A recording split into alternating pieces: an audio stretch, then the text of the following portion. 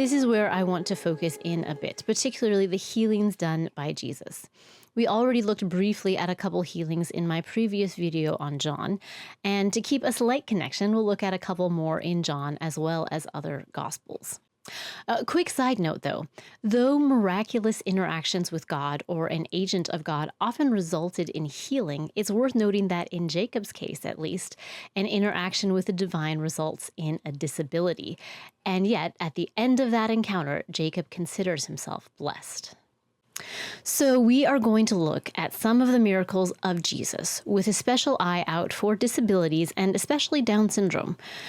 Before I go any further, I should clarify that when the Bible describes a healing, it's often too vague for us to be certain if what was healed was an illness or a disability or some combination. Again, our modern categories don't exist in the Bible. In many ways, this uncertainty is helpful. It allows us to imagine many different scenarios and thus makes the healing relatable to a wide variety of people. We also know that Jesus healed many people, probably hundreds or even thousands more than those whose stories are recorded. It's fairly likely that whatever scenario we can imagine, Jesus encountered something similar.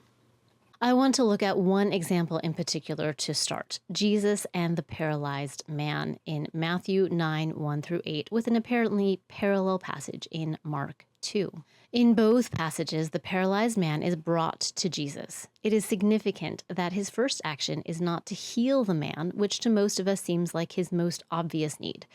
Jesus saw beyond his physical disability to his true need, forgiveness. Though Jesus does eventually heal him physically as well, it seems like it was intended more for his friends and the audience than for the man himself. This is significant. I don't want to speak for disabled people, but my understanding is that many of them have no wish to be healed of their disability.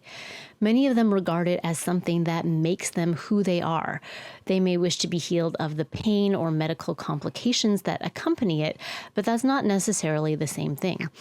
What they do wish for, and what I wish for my daughter, is for a society that values them as they are, recognizes God's image in them, and makes room for them.